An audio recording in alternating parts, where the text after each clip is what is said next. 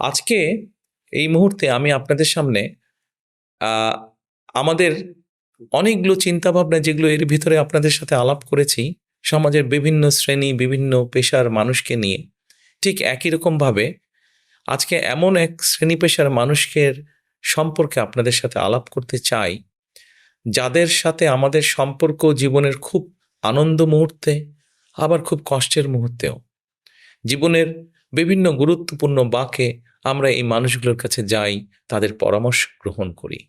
কারা তারা?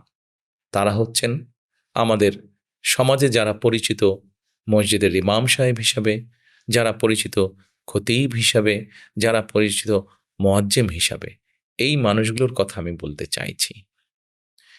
এছাড়াও আমি মুসলমান, স্বাভাবিকভাবেই আমি আমার খতিব সাহেব, আমার মুয়াজ্জিম সাহেব, আমার ইমাম সাহেবের কথা আমি যেমন চিন্তা করছি, একইভাবে এই দেশের নাগরিক হিসাবেও অন্য ধর্মেও যারা আছেন, সেই ধর্মের ধর্মীয় প্রধান যারা আছেন, তাদের কথাও আমরা চিন্তা করছি। এখন চিন্তাটা কি?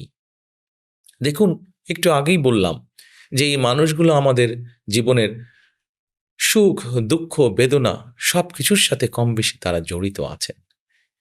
যেহেতু তারা জড়িত আছেন, আমি মনে করি, আমার দল মনে করে, আমাদের দল মনে করে যে এই মানুষগুলোর পাশেও রাষ্ট্র বা সরকারের দাঁড়ানো উচিত।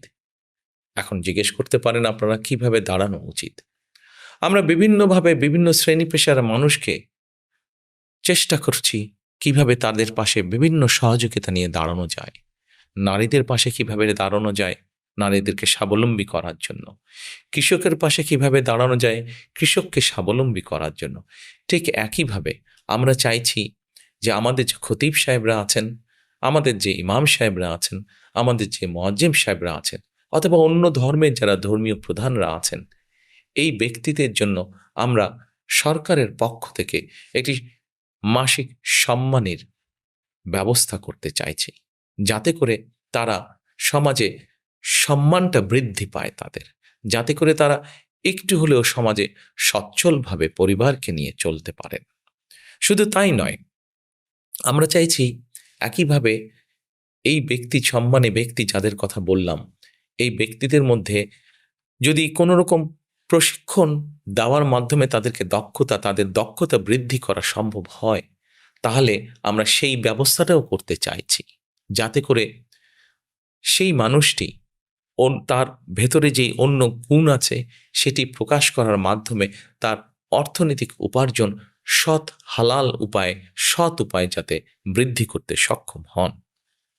আমরা ইমাম মুয়াজ্জিম কল্যাণ ট্রাস্টকে প্রকল্প গ্রহণ করার মাধ্যমে আমরা এটাকে সময় উপযোগী করার মাধ্যমে এটাকে শক্তিশালী আমরা করতে চাইছি। আপনাদের হয়তো অনেকেরই জানা আছে, 1993 সালে বিএনপি সরকার প্রবর্তন করেছিল মসজিদ ভিত্তিক শিশু এবং গণশিক্ষা কার্যক্রম, যেটা সারা দেশে বিস্তৃত।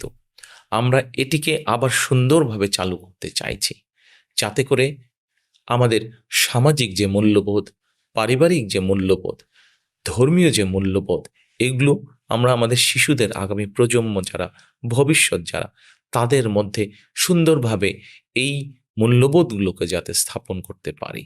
এই জন্যই এই প্রকল্পগুলো আমরা গ্রহণ করতে চাই, কারণ আমরা চাই একটি সুন্দর সমাজ, একটি সুন্দর দেশ, একটি সুন্দর পরিবেশ সবার জন্য গড়ে তুলতে।